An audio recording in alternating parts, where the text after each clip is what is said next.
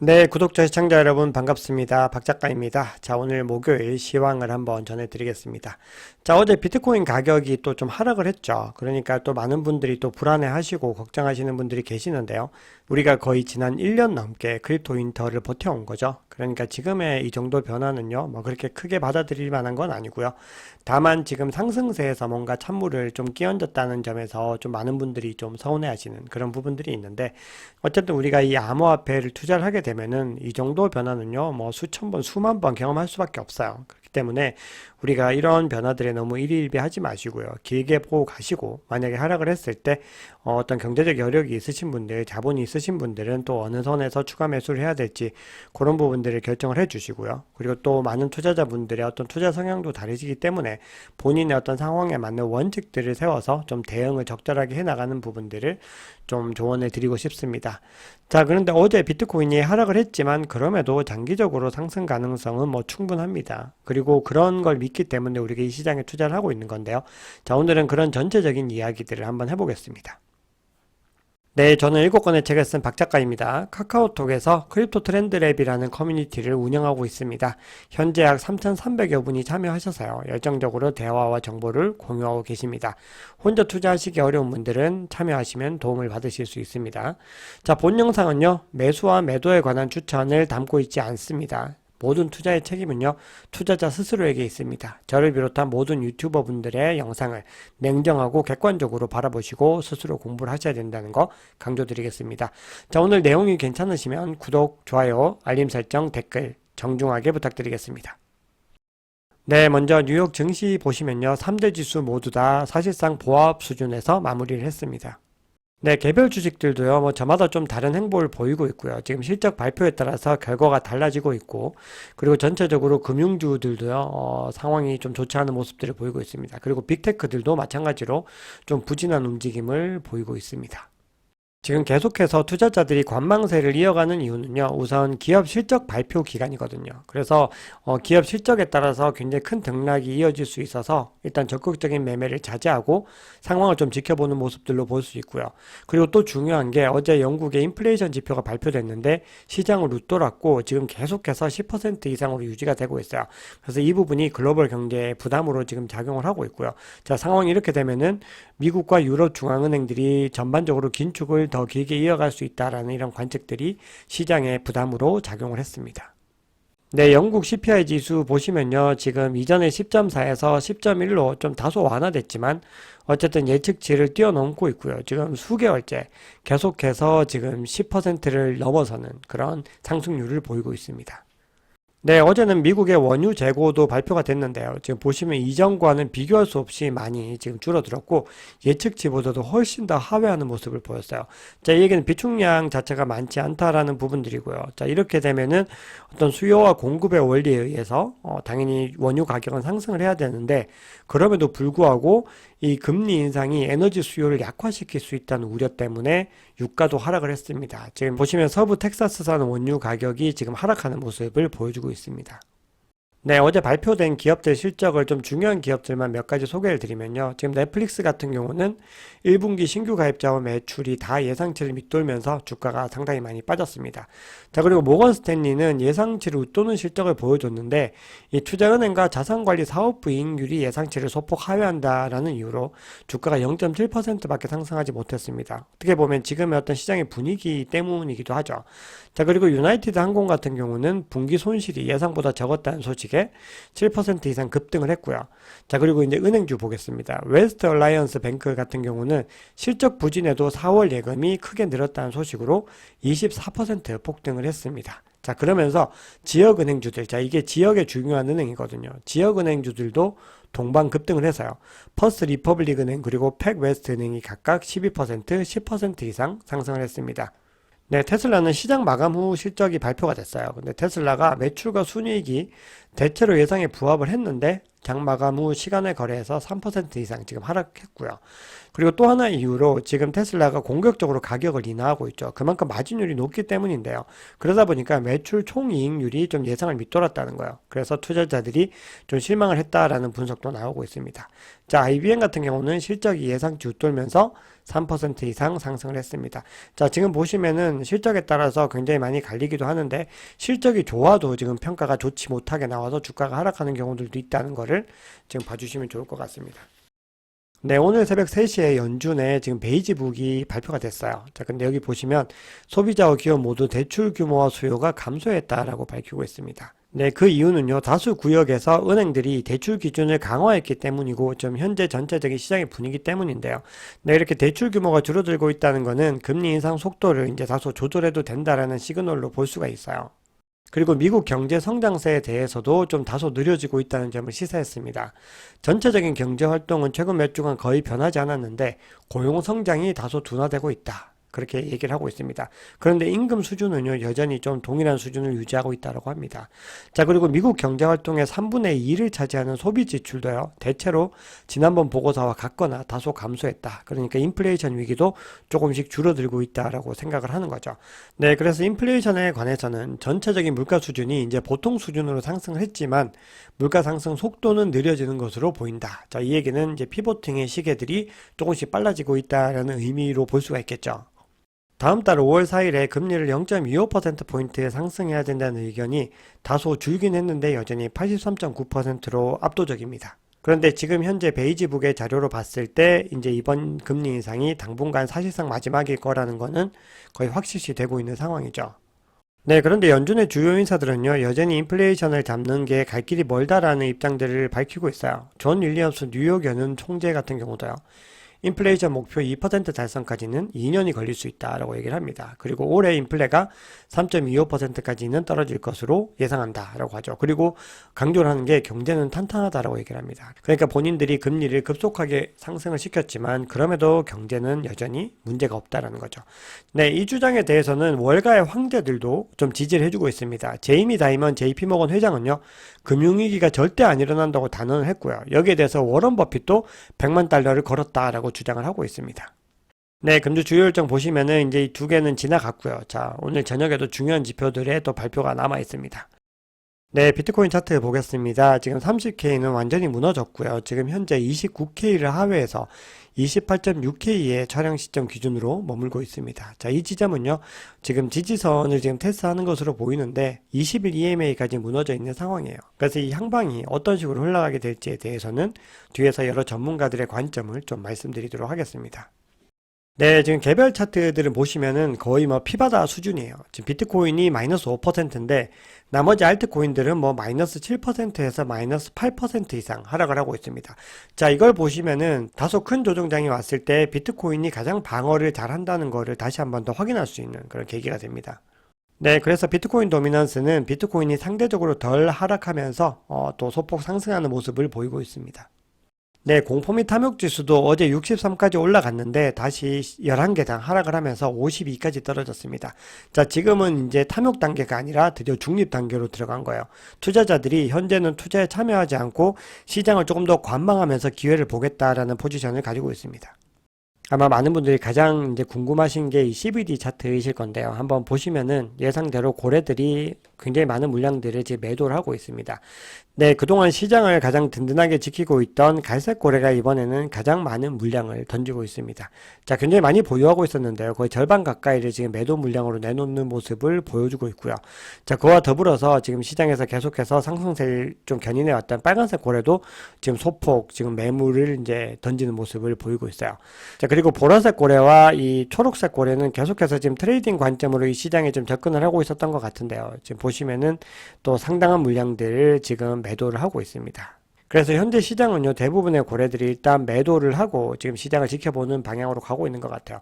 그래서 이제 여기서 지금 이제 소폭 매입을 했습니다. 여기 보시면은. 그래서 여기서 이 흐름이 이렇게 이어지게 될지 아니면은 다시 좀 하락세로 가게 될지에 대해서는 지켜봐야 되는 부분이라고 보고요. 지금 파이어 차트에서도 보시면 새로운 매도벽이 생겨나고 있는데요. 자, 보시면 29.5에서 좀 매도벽이 진해지고 있습니다. 그런데 더 진한 매도벽은요, 29.7K 정도에서 더 진하게 지금 매도벽이 만들어집니다. 그리고 그 위에도 만들어지고 있고요. 지금 촘촘하게 지금 매도벽이 생겨나고 있는 걸 볼 수 있습니다. 자, 그리고 더 멀리 보는 이 고래들은요, 지금 30K 위에서도 지금 30.5K나 아니면은 31K에서도 계속해서 매도벽이 뚜렷하게 생성이 되고 있는 걸 볼 수가 있습니다.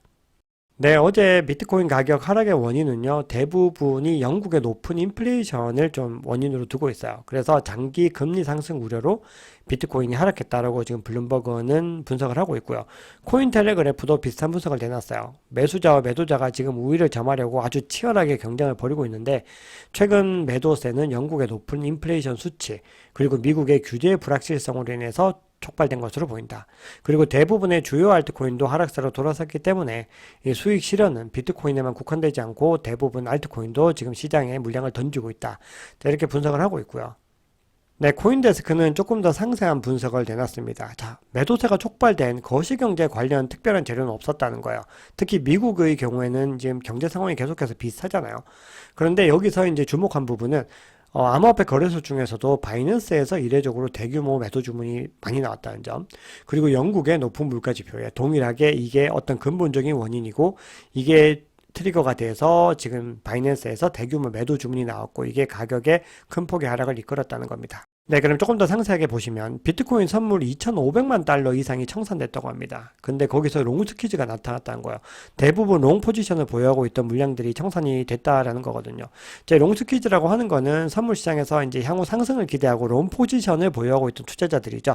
근데 이 투자자들이 하락장에서 손실을 줄이려고 매도하는 상황을 의미하거든요. 자, 근데 비슷한 분석들이 계속해서 이어집니다. K33의 리서치 선임 배틀 쿤데라고 하는 분, 굉장히 좀 유명하신 분인데요.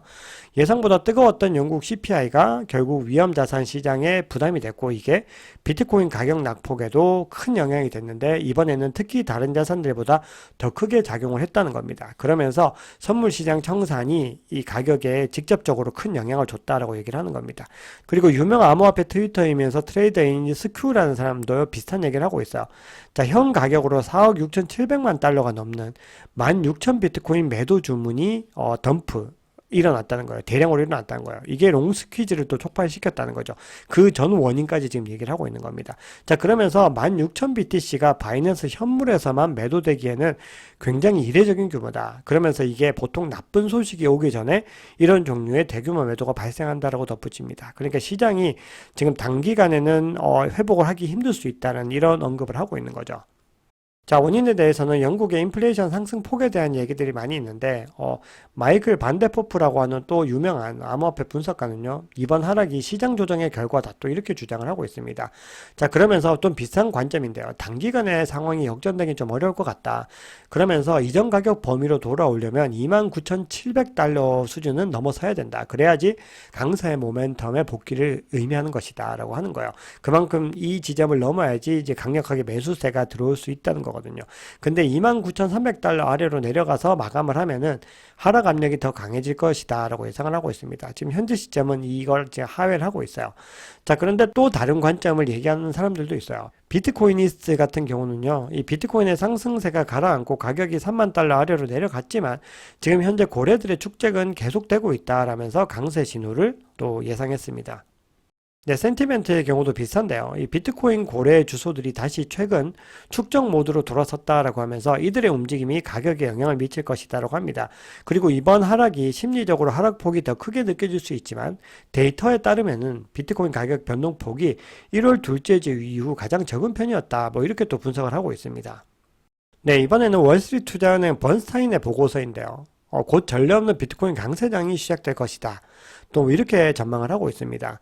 자, 그러면서 FTX 붕괴와 미국 은행의 연속 파산이 암호화폐 시장의 새로운 강세장의 촉매제다라고 얘기를 하고 있어요. 자, 그러면서 어떤 호재들을 또 언급을 하는데요. 이더리움의 상하이 업그레이드 완료, 그리고 아비트럼의 흥행, 그리고 곧 있을 비트코인 반감기까지 더해서 시장에 긍정적인 어떤 전망이 예상된다. 자, 그런데 이 보고서는요, 어제 그 하락장이 나오기 전 보고서예요. 그렇기 때문에 지금 단기적인 부분들에 대해서는 예측치와 좀 달라지는데요. 지금 이 번스타인 보고서가 얘기하고 있는 거는 반감기까지 언급을 했기 때문에 중장기적인 시나리오를 얘기를 하는 거거든요. 그러니까 지금 시장이 단기적으로 하락을 하더라도 어쨌든 중장기적으로 반감기까지의 기간을 두고 그리고 반감기 이후 1년의 또 시간까지 고려했을 때는 여전히 상승장에 대한 어떤 기대감은 유효하다는 거거든요. 자, 그리고 어제 잠깐 뭐 소개해 드렸는데 플랜 B 같은 경우도 지금 2024년 반감기까지 6만 달러, 그리고 2025년 반감기 이후 1년이 지난 시기에는 10만 달러를 돌파할 것이다. 뭐 이렇게 주장을 했었습니다. 네, 어제 소개해드린 코인텔레그래프의 라케시 우페드히의 관점을 또 보면요. 자, 이거는 말씀드리는 게 어떤 가격의 포인트들을 좀 언급을 드리려고 하는 거거든요.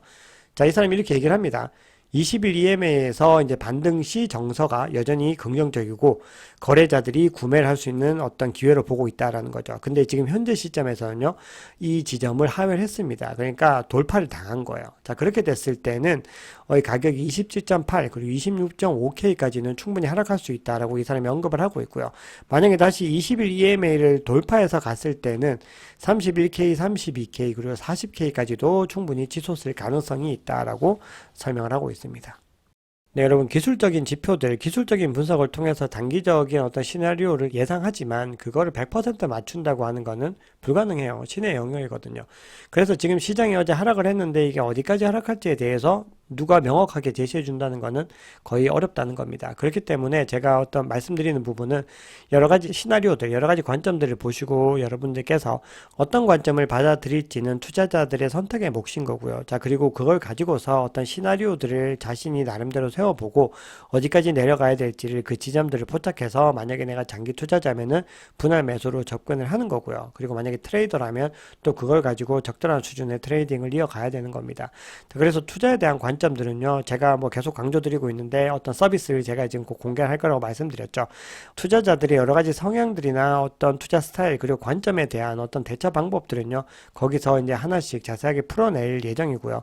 지금 전체적으로 시장에 대해서 많은 사람들이 어떻게 바라보고 있고 지금 시장의 현주소가 어떻다라고 하는 부분들을 이 시황 영상에서 좀 충실하게 제시를 드리도록 하겠습니다.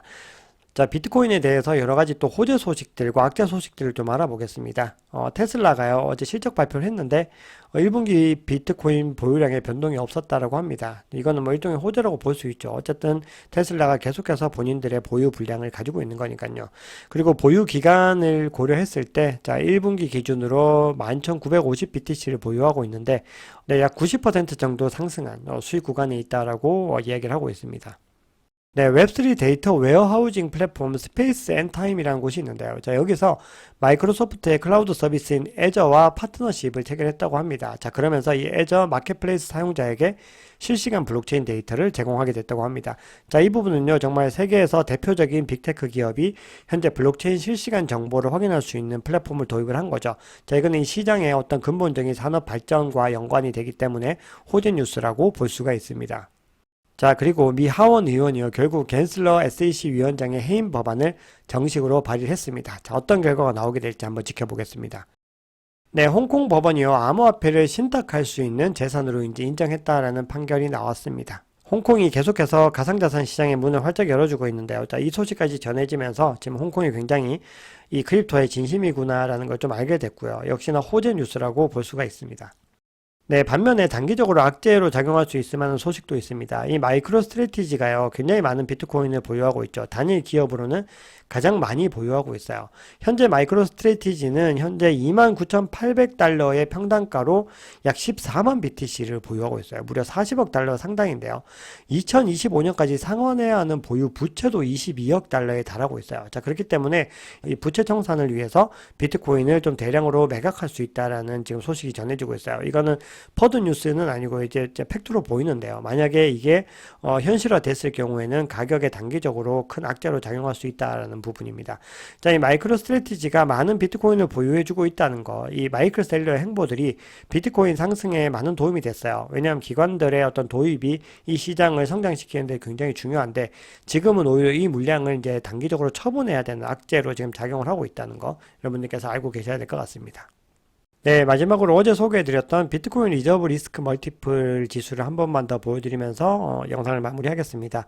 자, 이게 2021년 10월 이후로 처음으로 양수 전환을 했습니다. 자, 이 양수라는 거는 장기 보유자들이 가격 상승에 대한 기대가 더 높다는 점이거든요. 그렇기 때문에 지금 우리가 이 반감기까지의 기간을 바라보게 되면은 가격이 어떤 등락을 거듭하더라도 꾸준히 상승하게 될 가능성이 더 높다라는 부분으로 우리가 예상을 할 수 있고요. 자, 이 흐름이 어떻게 흘러가는지에 대해서는 우리가 또 한번 계속해서 꾸준히 살펴보도록 하겠습니다. 자, 오늘 제가 또 역대급으로 좀 목이 안 좋았어요. 그래서 여러분들 좀 들으시기에 좀 불편하신 분들도 계셨을 텐데요. 좀 빨리 좀 건강 회복 잘 하도록 하겠습니다. 지금까지 시청해 주셔서 감사합니다. 박 작가였습니다.